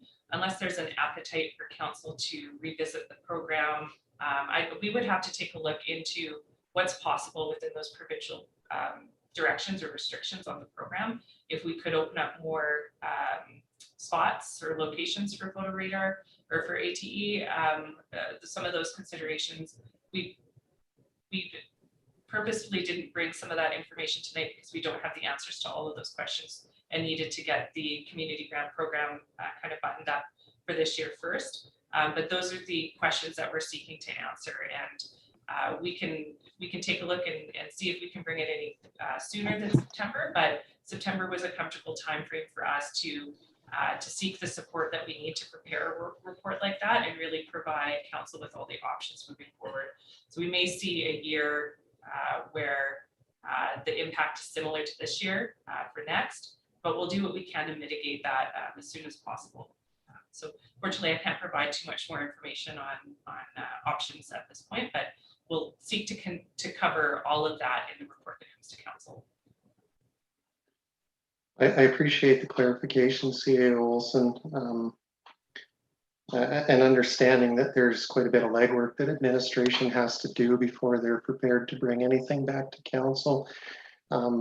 Just from my perspective, in the interest of minimizing risk to the organization and potential financial impact, if there is any way to get it brought back sooner, I would certainly appreciate it from my perspective. I just think, sorry, I lost my train of thought there for a second, but one of the options that I would be willing to look at I'd be willing to look at the full range of options, right from, as you mentioned, CA Olson, maybe having some additional locations. I'd be willing to look at options that go the other way too, and potentially suspending or terminating ATA in our community until some point in the future where there's better clarity from the provincial government. That's an option I would be willing to consider too, and would be interested in knowing what some of the repercussions of that action would be. Sorry. Thank you. Council, is there anything further? Okay, seeing nothing further. Oh, there's Mayor Michaels. Seeing nothing further from council, we would call the direction request to direct administration to bring back a report with the safety and revenue implications of terminating the automated traffic enforcement program upon the expiration of the extension with Global Traffic at the end of 2021. Council, all those in favor? And that was carried unanimously. Thank you, council. All right, council, anything further before we move on? Okay, seeing nothing, that brings us to our discussion item this evening. Outdoor patio dining options. And I believe that this discussion item is presented by Mayor Michaels, is that correct? Thank you, Mr. Chair. So as we're well aware, we are back into phase one with the regulation, the rules from the province of Alberta regarding COVID. Many business owners and I think residents have been commenting on what can council do to help alleviate some of the stresses that we find ourselves in. And the community of Valley View has not done this just for COVID, but they actually do this permanently. And I think this framework offers an opportunity for us to look at a temporary solution. So I wanted to start off the conversation, and I do want to thank the Agenda Prep Committee for allowing this to be put on. And CAO Olson, indicated that administration already had this on the radar. So I believe that bringing this forward sort of last minute as a discussion item wasn't a bad decision. It gives us an opportunity to either get some clarity on, is there direction needed by council in order to move forward with this alongside any appetite, if that is the will of council, and what would administration be looking from us? So with that, any input, I guess, or comments from administration regarding a potential path forward for a temporary program that would allow businesses to have this type of service available is my ultimate goal. So with that, I'll ask administration for any comments or input regarding this. Thank you, Mayor Michaels. To administration, CAO Olson. Thank you, Mr. Chair. It's you too, Mayor Michaels. So admin has been researching this item over the last little bit, and we really appreciate the opportunity to connect and discuss this with council prior to completing preparation that's underway. At this time, we do not require any direction from council to move this ahead. As a pilot project, this can be managed through administration. And any changes or any permanent changes to any policies or bylaws could be considered at the completion of this pilot project that's administered from kind of right away until October 1st, 2021. So a lot of the preparation is completed. We've got guidelines that are complete, some declarations ready. We're looking at safety and ensuring that public safety is paramount. Pedestrian passage is upheld. There is a time frame. We're looking to have the communications, all the guidelines, everything put out to the public by the end of next week. However, if there are restaurants or businesses that are considering this, they'd like to move on this more quickly, would advise them to reach out to administration, and we can work with them within their time frame to ensure that they're provided an opportunity if they're ready to roll on this already. So the next steps are to finalize those guidelines, to make sure that they're available to businesses to kind of be available for businesses to reach out and discuss this further with us. I do have Mr. Rousseau and Ms. Walker on the line. They've both been working on this along with the rest of our development services team to get this prepared, knowing that restrictions can change. If we're not ready to roll fairly quickly in a month, is this even something that we're talking about? So this is a temporary pilot project. There's no expectation of, at this time, under the COVID restrictions, any fee or permitting fee for this. Trying to make it as easy and straightforward as possible for those that are, that are needing this opportunity to be ready sooner rather than later. Mr. Rousseau, if there's anything that I've missed or anything you'd like to emphasize, please go ahead. Yes, sure. Thank you, CAO Olson, and through to the chair. Council, what the team has done, and I want to commend the team that has worked on this, is that we've prepared a guideline based on research that was coming from other municipalities and our own initiative. We looked at our policies to ensure that there was nothing that can't be or that were not possible to do. Otherwise, we had to bring a policy back to council in a rush mode. There's no need for that, as CAO Olson has mentioned. What we are doing right now, we've got a declaration ready for the community to sign or the restaurant owners to sign, which is very simplistic. We also want to just help them to remind them about insurance needs for liability. We also want to make sure that the communication piece can get out there as soon as possible. And first and foremost, safety is paramount. So we've looked at 3 options. One, where we could accommodate partial sort of expansion onto a sidewalk that's has sufficient width.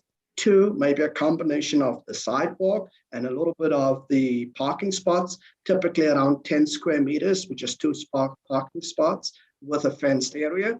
And then, of course, these furniture will be taken in and out on a daily basis. There'll probably be suggestions for a 10 o'clock cutoff for liquor, maybe 11 o'clock shut-off for last serving. So in essence, there should be no impediment for us to move quickly on this, to help our restaurant owners to pivot quickly to allow them to keep staying open and to serve the community.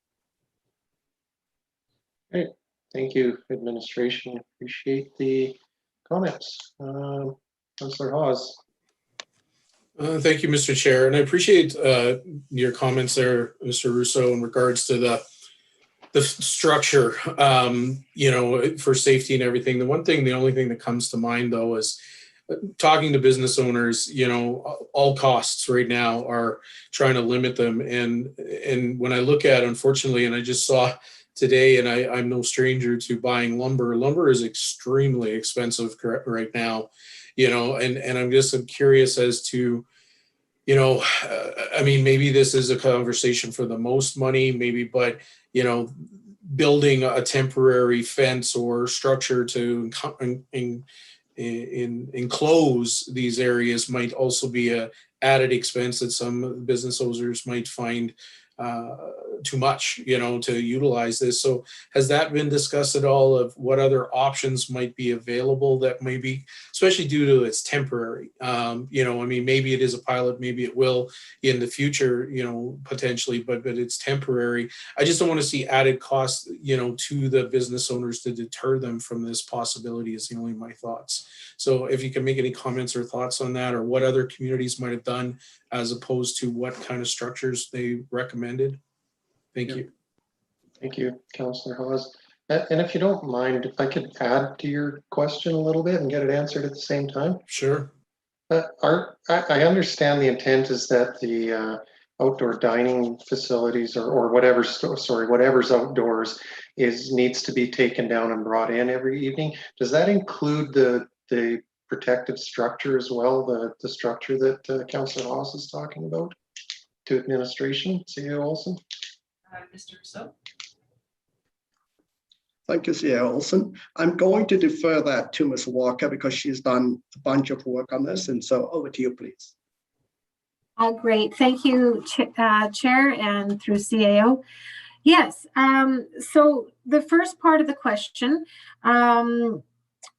we would look to just ensuring that there's an adequate safety space between vehicles and the patrons if we're looking in the parking lot areas, right? So we're not saying you have to have a perimeter fence at all, like it's an option if they would like to. We just want to ensure that if, you know, that they can, it could even be a rope type thing or something, just to delineate between the vehicle traffic and the patrons, especially when they're on the parking spots. I mean, it's not going to be too critical when they're on the sidewalk. So we would like to be able to offer that they can have both if they want to be both on the sidewalk and in the and up to 2 parking spots in front of their business. As well, they can, we do want to ensure though that we do have that pedestrian separation so that there's still a pathway for the pedestrian on the sidewalk. And we understand that there are a lot of narrow sidewalks within our two shopping nodes in the hill and the valley. So that's why we wanted to extend that. Yes, you can go into the parking stalls because we do know that we have communal parking. There's plenty parking for everyone. You may have to walk a little bit extra, but you'll still be able to have, you know, a parking space. The second part of the question, sorry, if you could just rephrase that again, Albert, and I'll. Yeah, sure. It was just a question regarding if the business does decide to build a more permanent structure, say like a wooden enclosure, or use concrete barricades or something like that for their safety and to delineate, if that's going to be a requirement that it's also taken down and up every day. Actually, the development of the guidelines at this point, we're not stating that the business owners have to bring in their structures. We just want to make sure there's no permanent structures, you know, that are anchored maybe to the ground or something. But no, by all means, if they are feeling like, if they feel safe leaving out their features, whether it's table, chairs, umbrellas, perimeter fencing, landscaping, whatnot, if they feel safe leaving that out overnight, you know, that's going to be at their risk. We're not going to regulate that. So no, they definitely, I mean, yes, they can leave their structures out overnight for sure. Yes. Great, thank you. Thank you. Councillor Haas, are you good with that response? Okay, thank you. Mayor Michaels. Thank you, Mr. Chair. My question is regarding timelines. I think it's important to establish a firm maximum date for when this starts. I do understand administration has a long list of other things they're working on, and to add this last minute isn't easy, and I do appreciate the work that's already been done, but I think the community really needs to know, okay, this is timely. This is actually the return on investment of doing this is very high. It's you know, businesses are suffering. I guess my question to administration, what would be the latest date possible for this to be implemented? And I ask that to then potentially turn this to council and see how much we want to prioritize this, depending on when administration can bring it forward. Thank you, Mayor Michaels. Over to administration, CEO Olson. Thank you, Mr. Chair. So if by latest date, you mean the earliest date? Yeah. Is that correct? So how early can we? So we're looking at, well, for a full rollout of materials, advertising, you know, that sort of thing, it's going to take till the end of next week to get that all in place. However, if there are businesses that are looking to move on this or sooner than that, potentially for this weekend even, to reach out to administration, and we'll help them as best we can to get the things in place so that we can sign off and get what we need to support them. So I suppose, I guess the earliest would be this weekend, I would think. But again, reaching out to administration, we'll do everything we can to support those that have the opportunity to move on this sooner than that. But for the full rollout, we're looking at a week and a half to get in the paper and get everything loaded onto the website and whatnot. So for anybody watching, or for council's benefit, if you're speaking to restaurants, they'd be reaching out to development services. They can call Jen David Campbell, and she can relay them onto either Ms. Walker or Mr. Russo, depending what they need. So we can again post that information in a Civic Center or some sort of announcement tomorrow. Thank you, CA Olson. Mayor Michaels, did you want to follow up? Thank you, Mr. Chair. I really want to commend administration and council for wanting to go down this path and to do this on the fly. I know it takes a lot, and we appreciate that all the I's and all the T's are being dotted and crossed by administration while doing something a bit unorthodox in a pilot project. So I think this will go a long way with the community. I'm content at the moment with the approach administration's taking in just allowing them to communicate with businesses to start this based on their needs or their, what is specific to them. So I really appreciate this approach and looking forward to helping businesses do a little bit better in these challenging times. So thank you very much. Thank you, Mayor Michaels. Councilor Waugh. My question was answered by Ms. Olson. Thanks, sir. Councilor Nelson. Thanks. Yeah, I'm fully in support of this. I travel to, used to travel to communities that do this and quite enjoy it. My only comment would be if at any point there seems like the businesses would like certainty if they're going to properly invest in outdoor equipment, if that needs to come back to council for a resolution that council intends to have this be a ongoing project, at any time, I'd love for that to come back. I think, it's an opt-in program. But if they need certainty to invest a couple $1,000s into their outdoor spaces, I'd happily be part of having there be that multi-year certainty for businesses. And Councillor Haas brought up a great point with the cost of lumber right now. It's not a cheap time. And I think some of the businesses may want to do this right and really invest and have this year just be the catalyst for future years. So I appreciate the work everybody's done on this and the sentiment all the way around. This is great. Thank you. Thank you, Councilor Nelson. With no one else in queue, I did have a question for administration. Administration has spoken quite a bit to the opportunity for businesses that front onto municipal property to be able to take advantage of this program. And I just wanted to make sure that there's been equal consideration to primarily restaurants would be the most interested business in this, I think. But restaurants that are situated on private property, that they would still have the same opportunity to be able to develop some outdoor eating space if they don't currently have a patio set up. Administration could speak to that as well, to CA Olson. Thank you. I'll look to, I guess, Ms. Walker or Mr. Russo if they have comments to support and answer that question. So thank you, CA Olson. Yes, the short answer is yes, that they would have the same opportunity to talk to development services and to make a special arrangement, whatever that may mean. That being said, there is a common courtesy where restaurant owners will have to talk to their adjacent neighbors to ensure that sometimes there may be a slight encroachment. So that would fall in that category as well, that we can accommodate that council. Okay, thank you.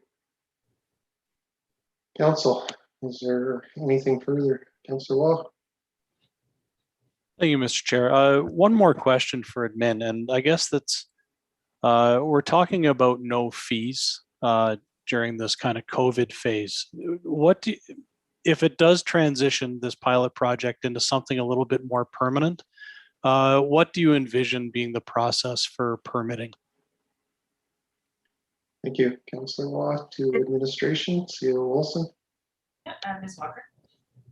Thank you, CAO Olson. I can speak to that. Definitely understanding that this is not only just due to COVID, it's something that we want to look to implement into our land use bylaw as a permanent, temporary, seasonal use, right? Which is these outdoor patios, open to both the restaurants that abut onto public lands and as well as the the restaurants that have their own private land. So definitely this is something that I know a lot of municipalities are incorporating into their bylaws. So definitely that is something we'll work through the fall into the winter to bring forward to you, because I think that it's a good initiative that a lot of people are, well, a lot of restaurants are sort of in that way anyhow.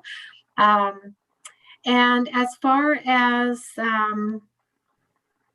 a fee, yes, once we initiate this into the land use bylaw, right now it's just a pilot project program, and we're not going to charge, we're just going to waive those fees through this, this pandemic sort of stage, in order to support the businesses. But yes, once we put it into the bylaw as more of an official type of regulation, then we would take a development permit at that time. And I mean, I can't say right now what the fee would be. We'd have to adjust the fee schedule for something like that. But typically for commercial businesses, it might be around $200. And that's just your, that's just a fee, a flat fee. And that's to allow you to do this, to do the temporary outdoor patio. So I guess I hope that answers your question, Councillor Waugh. If there's anything further I can maybe add to that, let me know. Thanks. That answers my question. Thank you. I just wanted to, we're dealing with the right now, but just curious how it might transition later on. So appreciate the info. Thank you. Thank you for that, Councillor Waugh. I would follow up on that though, and assuming that there's no termination end date to the pilot project at this point, I guess I would assume that it's kind of through the summer season of 2021, and then if there's an appetite to make this a permanent thing, that it could be implemented in time for spring of 2022. Is that kind of the timeline that administration was considering for the pilot to CA Olson? Thank you, Mr. Chair. That is correct. So we were looking at closing this off October 1st, 2021, and then using the data that's collected through that pilot project to make any adjustments to the land use bylaw after that point. Excellent. Okay. If I could just interject to that, I think we might even extend it a little bit further, perhaps to October 31st. And depending on the weather, of course, if that's, because then people can look at doing other alternatives outside, like whether they want to have some patio heaters and stuff like that. So perhaps we could extend it a little bit longer, but absolutely, CAO Olson is correct in saying that. Yes, thank you. Great, thank you. Administration, Council. Councillor Nelson, did I get you? Sorry, I had your name on the list. No? Okay. Yeah, no, I'm good. Thank you, Mr. Chair. Council, anything further? Okay, so seeing as this doesn't need any direction from council, I wish administration Godspeed and good luck. Looking forward to it. I think it's great. Thank you very much, Council. That brings us to information items. Municipal reserve disposal. CAO Wilson. Thank you, Mr. Chair. This report's before council for information ahead of the scheduled public hearing to introduce the item and provide some explanation of the work that administration, along with the local landowner, have put into finding a solution for development along the highway corridor. In order to maximize the use of that parcel of land, an application for the disposal of a small portion of municipal reserve has been submitted to plan for vehicle access at the rear of the property. This piece of land has already been functioning as a road, and this process legalizes that use in support of the development. The next step in this process is a public hearing to seek council's decision on the disposal of the municipal reserve land. And just to clarify, through the MGA, council is not required to set a public hearing by motion for an MR disposal, only that there's a requirement for a public hearing prior to council making that decision on the land disposal. So in the past, council may have seen MR disposals come at the same time in conjunction with the rezoning bylaw, which does require setting a public hearing date.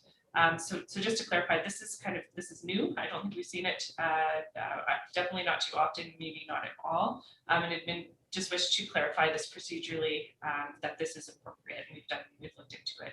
At this time, administration, Ms. Petcow and Mr. Rousseau are present today to assist in answering any of council's questions. Thank you, CEO Olson. Over to council. Council, any comments, questions? Direction, Councillor Haas. Yeah, I just want to say, first of all, thank you for bringing it forward. It's amazing how a little piece of land like this can hold up something. And, you know, when I look at the map and everything and where it's at, and, you know, I think this is a reasonable, it's a piece of land that's been sitting empty, obviously, for quite some time. And, you know, there is, you know, this one piece that's holding things back. So I just like to make the motion then, because the option then that we accept this committee accept the municipal reserve disposal report for information. And if I made that, then gives you what you need administration to continue on with the public hearing and all that, correct? Okay, so if I made, I'll make that motion, the committee accept the municipal reserve disposal report for information, Mr. Chair. Great, thank you, Councillor Haas. Council, we have a proposed direction. Any comment, question? Okay, seeing none, we'll call the direction request question. That committee accept the municipal reserve disposal report for information. Council, all in favor? And that was carried unanimously. Thank you, Council. Point of privilege, sir. Certainly, Councillor Race, we'll take a 5-minute.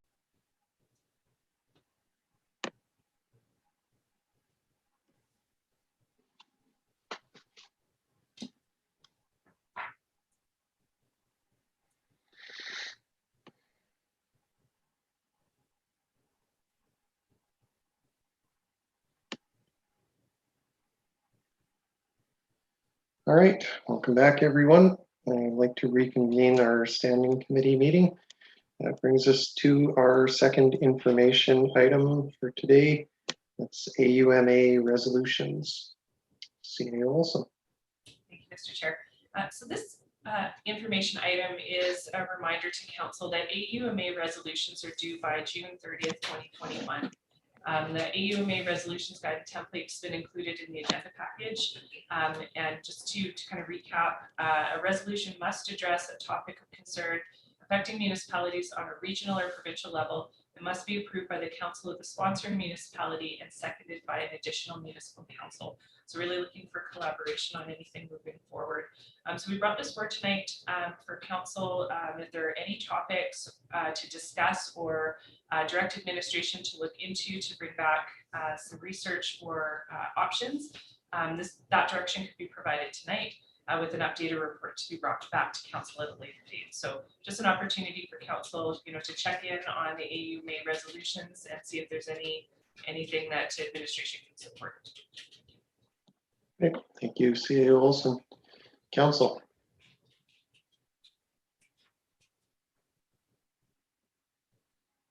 Okay, well, this is AUMA resolutions, something we can keep in mind moving forward. If there's nothing to address today, then we will move on. That brings us to reporting. Council, we'll start with Councillor Haas.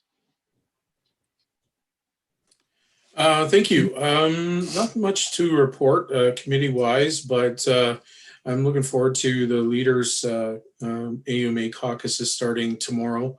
There's an afternoon session and then the morning of Thursday and Friday. It looks quite filled with some good informational opportunities, with COVID and AUMA discussing that and other things. So looking forward to that.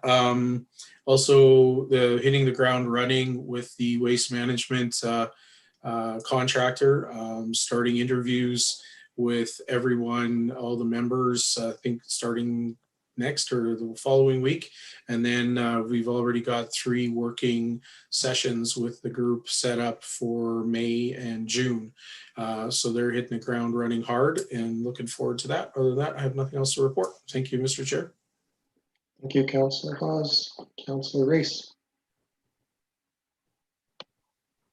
Nothing to report, sir. Okay, thank you, Councillor Race. Councillor Nelson. Thank you, Mr. Chair. I was able to join the HIMBA AGM last week. It was a pretty good turnout. I was really impressed with some of the initiatives they're bringing forward. They've been able, I believe, to fill all their board positions.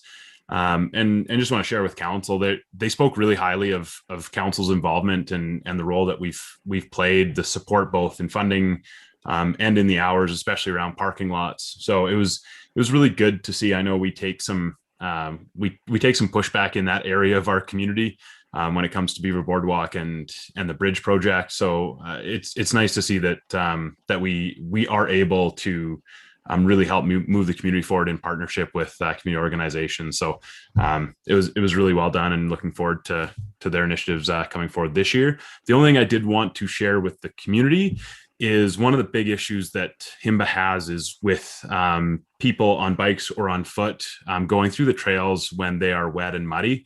There's a huge amount of work and expenses tied to having to basically refinish areas where there are deep tracks. So as much of the community that can stay off the wet sections of the trail, it saves costs and it improves and lets those dollars stretch further if they're not having to fix things that are really unnecessary. So thank you. Thank you, Councillor Nelson. Councillor Waugh. Thank you, Mr. Chair. SEAC met last week, and thanks to Ms. Way for taking us through some strategic planning and some big picture stuff. Council is going to be seeing SEAC in May. Going to be looking at introducing or getting approval for a new SEAC member, and also going to be discussing I think a little bit the Partners in Climate program and SEAC's potential involvement in that public engagement. Other than that, nothing else to report. Okay. Thank you, Councillor Waugh. Mayor Michaels. Thank you, Mr. Chair. The only thing to add for myself is upcoming just this Thursday, BSN 8:30. We'll be joined by our MP, Mr. Soroka, and possibly our MLA. He might have a conflict, so that'll be great to hear. And I'll plan to see that last year we did a regional mayor's sort of a Zoom session, but it was specific to COVID. But with our friend Louise Gale at Alberta Labor, we're looking to do a second annual regional mayors group where we get the mayors from Edson, Hinton, Yellowhead County, and Jasper and talk about business related issues. This will be non-COVID, although COVID will come up as one section, and just trying to collaborate with our neighbors a bit more on business topics. So once that is laid out, an agenda and sort of a platform, I'll be relaying that to council, but we're looking for the month of May to do that. So pretty exciting for that. And that's all for me, Mr. Chair. Thank you, Michaels. As for myself, I have nothing to report. So that brings us to Chief Administrative Officer reporting. CEO Wilson. Thank you, Mr. Chair. So I have one, I guess, somewhat lengthy update that I'll jump into. So over the last month, I've been working with Jasper CAO Bill Gibbon on the potential for a joint application between Hinton and Jasper for the Municipal Climate Change Action Center's Municipal Energy Manager Program. The program supports the hiring of a temporary position. It focuses on the creation of an energy management plan, energy saving, cost saving opportunities, as well as completion of an energy audit on key buildings. We've also identified an important support to grant applications for major capital projects and some of the synergies there. Through a joint position, the benefits can be demonstrated of a role like this without the full financial burden. The program covers 80% of the position's annual salary through a contribution of up to $80,000. Hinton and Jasper would split the remaining 20% plus the benefits and the operating budget. So CAO Gibbon and I will be submitting an expression of interest by April 30th, which will confirm our eligibility. So that's the first step, is to see if we're eligible. Then there's the application period or application process. At this time, there's no requirement for a council resolution to support the EOI. However, prior to submitting the full application, I'll bring a report back to council detailing the financial impacts and seeking approval of any required budgets to ensure acceptance of admission to the program should our application be successful. at this time, I don't have the full financial details, but that's important information for council to have to support the application prior to submission. As well, there is a component of a commitment to some level of implementation of the outcomes from the energy audit and plan. So that's included in the application phase, and is important to solicit feedback and decision from council on in order to complete that application package. So I don't have a time frame for when this will come back. EOI is a pretty straightforward process between CEO Gibbon and myself. Just going over the reasons why we would be applying, kind of detailing the collaboration angle. This is kind of an extension of the municipal service sharing idea, where when opportunities come, we can share, we can prove the value, and also it connects our communities, and that's really important too. So at this point, an EOI that'll be done by April 30th, and prior to the application submission, I'll bring the report to council and just ensure that council's on board with that next step. So that's my lengthy update. If council has any questions on that at this point, on the EOI, I'm happy to answer what I can. But the full meal deal, all of the information will be coming in that report later on. Great. Thank you, CEO Olson. Council, are there any questions for CEO Olson at this point? All right, seeing none, we'll move on, and we'll look forward to seeing that report when it comes forward. That brings us to legislative services update. Thank you, Mr. Chair. I have nothing to report. Okay, thank you. Executive Assistant Logistics Information, Ms. Anderson. Just one quick thing. I'd just like to remind council of the FCSS regional meeting tomorrow morning at 9 o'clock. I didn't receive a whole lot of responses back, but the Zoom information was provided in the link should you wish to join. Okay, thank you for that, Ms. Anderson. Appreciate the reminder. That brings us to the end of the open portion of our meeting. I'll look to council for a direction. Councilor Mayor Michaels, sorry. Thank you, Mr. Chair. I'll move to go in closed session. Thank you, Mayor Michaels. Council, all those in favor? Okay, and we will reconvene in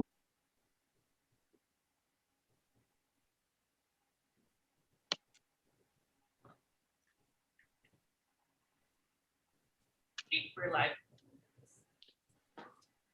Okay, council, our standing committee meeting is reconvened. Council. Councilor Nelson. I move that we adjourn. Thank you, Councilor Nelson. Council, all those in favor? All right, and we are adjourned. Thanks, everyone. Have a good night. Thanks all. See you. Good night. Good night.